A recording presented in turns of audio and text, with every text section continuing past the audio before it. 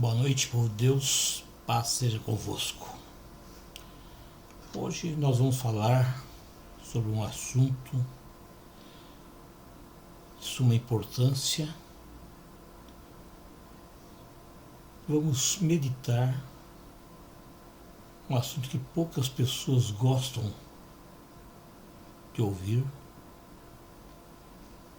que é sobre o arrebatamento da igreja, ou melhor, qual é a igreja ou quem será arrebatado por Cristo Jesus.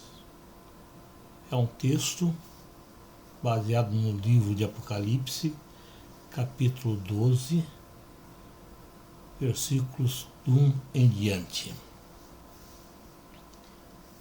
Mas, para iniciarmos, nós devemos falar que no livro de Tessalonicenses, 1 Tessalonicenses, no capítulo 4, versículo 16, Paulo nos fala que o Senhor descerá dos céus com alarido e com voz de arcanjo e com a trombeta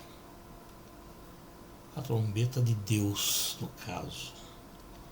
E os que morreram em Cristo Jesus ressuscitarão primeiro, depois os que estão vivos nessa época serão arrebatados juntamente com eles nas nuvens, a encontrar o Senhor Jesus nos ares, e assim estaremos sempre com o Senhor Jesus. Nessa noite eu falei que iremos meditar sobre o assunto, e a palavra lida em Apocalipse capítulo 12, versículo 1 é o nosso tema da noite. Talvez você esteja se perguntando o que tem a ver o versículo lido de Apocalipse com o arrebatamento da igreja. Eu pediria que você prestasse bastante atenção, permanecendo com a sua Bíblia aberta no capítulo 12 de Apocalipse, pois estaremos analisando cada uma das passagens lidas e ao final você deve tirar suas conclusões de qual é o lugar que você ocupa na igreja. Então, mediante a leitura desses versículos do Apocalipse, você pode chegar a uma conclusão de qual é o seu lugar na igreja de Cristo nessa terra. Nós lemos o seguinte: e viu-se um grande sinal no céu, uma mulher vestida de sol, tendo a lua debaixo dos pés e uma coroa de 12 estrelas sobre a cabeça. É a descrição de uma mulher. Mas quem é essa mulher? Eu posso garantir para vocês que essa mulher é a igreja visível, que estará na terra quando Cristo vier buscar a sua igreja. No momento do arrebatamento, essa mulher representa a igreja visível. Mas alguém pode perguntar: qual a base bíblica que existe nessa afirmação? No que o Senhor, o pastor, se apega para falar que essa mulher representa a igreja visível? Bom, primeira coisa, não sou eu que digo, a Bíblia diz e é clara. O versículo afirma que a mulher estava vestida de sol. O que representa o sol para você, para mim, para os seres humanos? O sol é a luz, ela representa a luz. O que Jesus disse da igreja? Vós sois a luz do mundo, o sal da terra e a luz do mundo. Então, primeira coisa, essa mulher estava vestida de luz. Nós, a igreja, somos luz.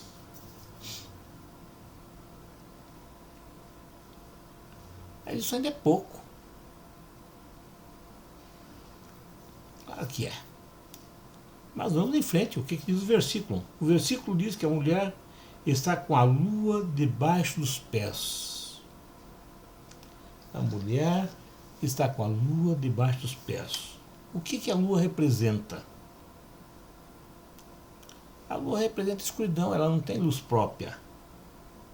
Ela representa trevas. E o que são as trevas? É Satanás. Assim como a lua não tem luz, a luz própria, Satanás, o encardido, o diabo, quem você quer colocar, ele também não tem luz própria. E Jesus Cristo sujeitou todas as coisas aos seus pés. E sobre todas as coisas o constituiu como cabeça. Cabeça da igreja. Se Cristo é o cabeça da igreja, nós somos os corpos de Cristo, nossos pés estão sobre Satanás. Então, sabemos perfeitamente que a igreja é o corpo de Cristo. Logo, todas as coisas estão sujeitas aos pés da igreja, inclusive Satanás. Mas ainda é pouco, vamos adiante. Essa mulher tinha sobre a cabeça uma coroa com 12 estrelas. Coroa quer dizer o quê? Poder. E Jesus, no livro de Lucas, lá no capítulo 10, versículo 19, ele nos dá poder para pisar sobre serpentes, escorpiões e toda a força do inimigo. E nada nos poderá fazer dano. Nenhum dano. Mas vai além. A coroa tinha 12 estrelas. O número 12 representa os apóstolos, a quem Jesus autorizou para irem e fazerem discípulos pregando o Evangelho. Quer dizer, pregando as boas novas a todas as pessoas. Se você ainda não se convenceu que essa mulher é a igreja, representa a igreja, uma igreja visível que vai estar na terra, quando Jesus voltar, não se preocupe, pois tenho certeza que até o final dessa explanação você chegará a essa conclusão, com essa certeza. Na sequência da leitura, vemos que a mulher estava grávida, com dores de parto, e gritava com ânsias de dar à luz. Mas viu-se também outro sinal, um grande dragão, cuja cauda levou após si a terça parte das estrelas do céu. Esse dragão é denominado na Bíblia de Lúcifer, ou o diabo, que estava parado diante da mulher que havia de dar à luz, para que, dando ela a luz, lhe tragasse o filho. E o que o diabo faz? Ele está sempre em derredor, rugindo como um leão, para tragar todos aqueles que ele pode tragar.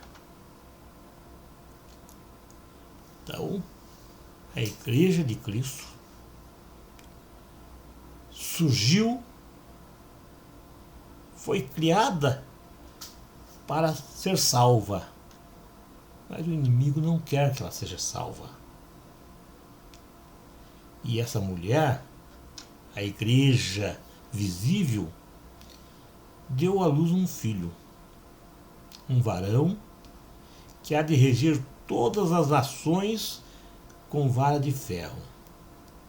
E o seu filho foi arrebatado para Deus e para o seu trono.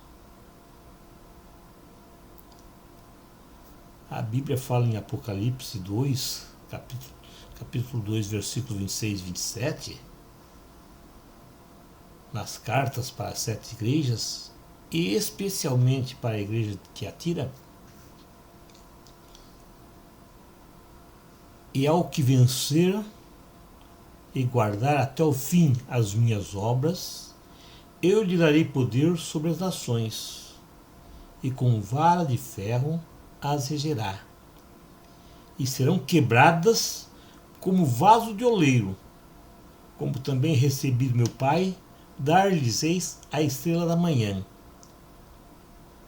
Olha aqui essa promessa feita por Cristo para a igreja, e o varão que nasceu representa a igreja invisível, a igreja salva, a igreja que vai ser arrebatada e foi arrebatada para o céu. Então olha bem, gente, a mulher deu à luz um feto. O feto é a igreja invisível, aquela que vai ser salva, que é arrebatada para Deus. Então, alguém pode estar pensando: mas pastor, o senhor não falou que a mulher era a igreja? Sim, a mulher é a igreja. E eu continuo falando que a mulher é a igreja. E é esse ponto crucial da nossa pregação. Esse é o ponto fundamental da nossa pregação. A mulher é a igreja. Mas dentro da igreja vai ter as pessoas que serão salvas e as pessoas não serão salvas. Existem os cristãos verdadeiros e os cristãos não verdadeiros. Porque a mulher, irmãos, ela não foi totalmente salva. Se ela é a igreja. Por que não foi salva totalmente? Bom, primeiro, porque a mulher não foi totalmente salva, é que a igreja é o corpo de Cristo. E a mulher tem uma cabeça. Porém, a cabeça da igreja é Cristo. Então, o corpo de Cristo, ele não pode ter duas cabeças.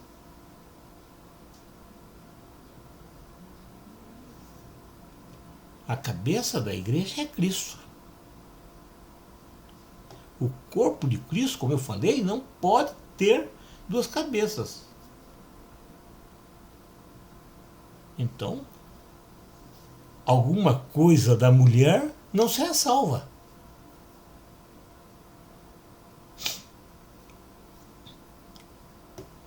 Em segundo lugar, se olharmos para 1 Coríntios, capítulo 2, versículo 14 e 15, vamos ver que existem 3 tipos de homens na terra. 3 tipos de homem na terra. Um que é o homem natural, chamado de ímpio por todos os cristãos, ou o homem do mundo, aquele que não aceitou Jesus como seu Senhor e Salvador. O outro é o homem espiritual, aquele que um dia aceitou Jesus como seu Senhor único e Salvador.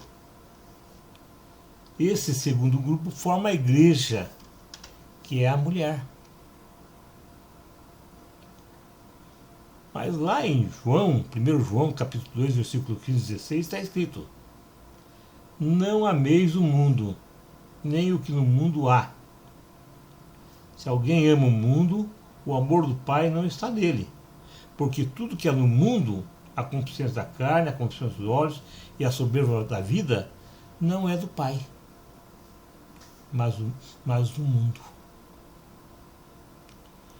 Então, olha bem, um grupo não aceitou Jesus, não pertence à igreja, está fora da igreja. O segundo grupo aceitou Jesus. Mas dentro desse grupo que está na igreja, forma a igreja, existem dois tipos de pessoas. Os cristãos verdadeiros e os cristãos não verdadeiros. Então, dentro da igreja visível, que é a mulher, existem dois tipos de homens. Uns que podemos denominar homens espirituais verdadeiros, que se mantiveram firmes e que perseveraram até o fim, e é representado pelo feto, e será arrebatado na volta de Cristo. E o outro é o homem carnal, que, embora tenha aceitado Jesus, deixou-se envolver pelas coisas do mundo e pelos desejos impuros, pela busca de prazeres pecaminosos, que é a concupiscência da carne, pela cobiça, pelo desejo por coisas atraentes, que é a concupiscência dos olhos,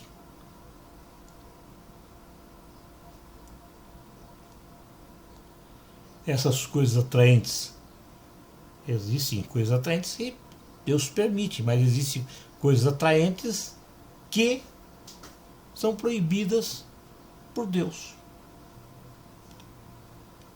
Outros pela arrogância, pelo orgulho, pela falta de perdão, pela autossuficiência, não reconhecendo Cristo como Senhor e Salvador de sua vida.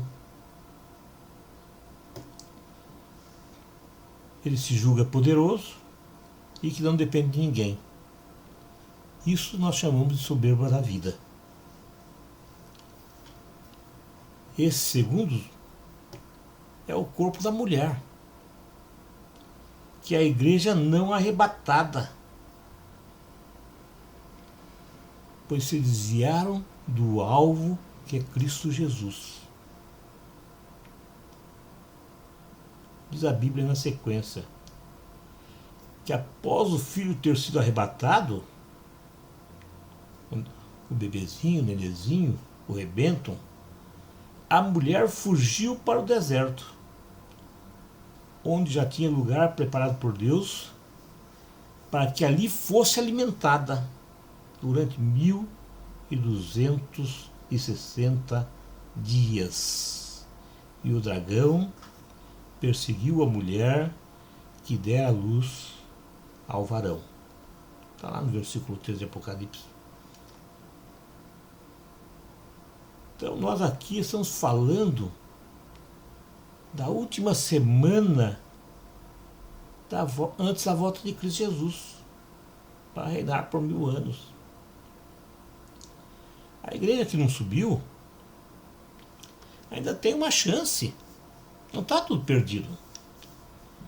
Ela verá os seus erros e se arrependerá e poderá ser salva. Mas entre os que ficaram, muitos se apostarão e perecerão, e não serão salvos, com toda certeza. Então, olha bem, irmãos. Aqueles que ficaram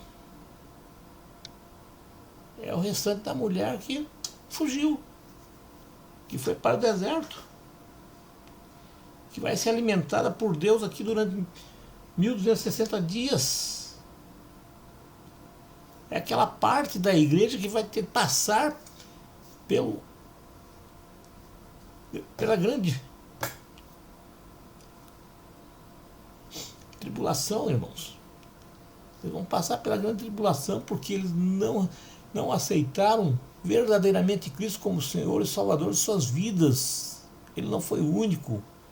Ele colocou tantas coisas na frente de Deus, na frente de Cristo, que não foram contemplados com o arrebatamento. Mas eles ainda poderão ser salvos, sim. Porque Deus dá a eles a segunda chance. Falando agora, eu me lembro de uma história que pode ser perfeitamente encaixada aqui. Havia numa igreja local uma jovem que todos à sua volta consideravam uma bênção. Ela participava de todos os cultos, do coral da igreja, constantemente lia a Bíblia. Porém, certa noite, ela teve um sonho. E no sonho ela havia morrido. E andava pelos corredores do céu, quando um varão se aproximou dela e disse: "Que fazes aqui? Você não pertence a esse lugar." Ela então retrucou. Falou: "Deve haver algum engano." O varão tinha um livro em suas mãos e procurou nesse livro o nome dela. Folheou, mas não encontrou o nome dela. Ele balançou a cabeça e disse: "Realmente você não pertence a esse lugar. Você pertence à parte de baixo." Aquela jovem em pânico, desesperada, perguntou: "O que foi que eu fiz para não ser salva?"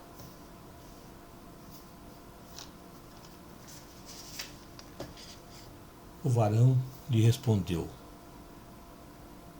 "Você não foi salva, não é porque tenha feito algo errado.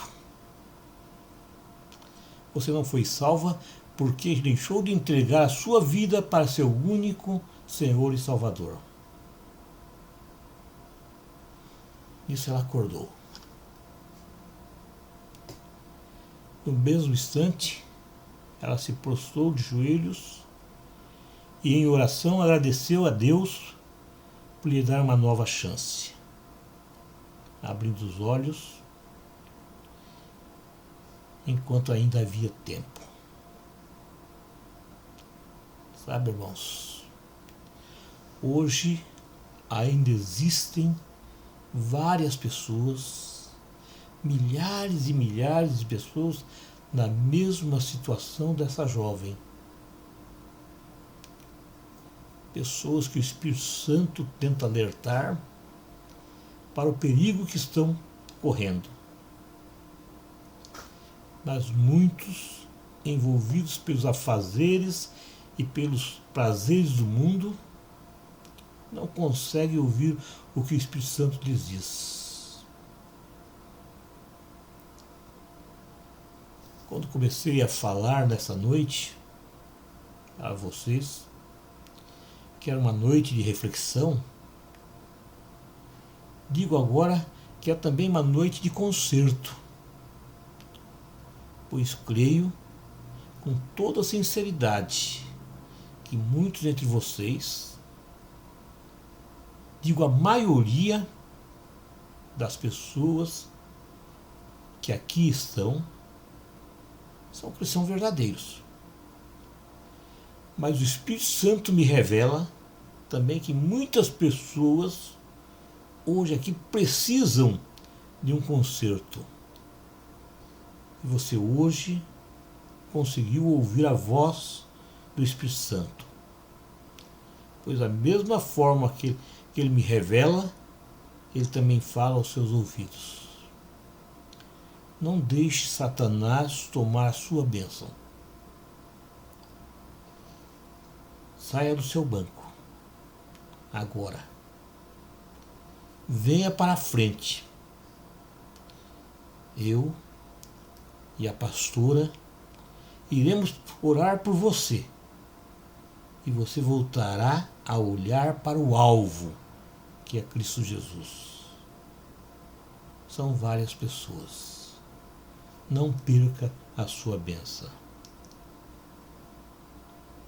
Eu peço que a igreja fique de pé. Estenda as suas mãos para essas pessoas que aqui estão. Muitos ainda não vieram, mas esses, mais de uma dezena, ouviram a voz do Espírito Santo. E com certeza, nessa noite, sairão daqui renovados. Oremos. Amém.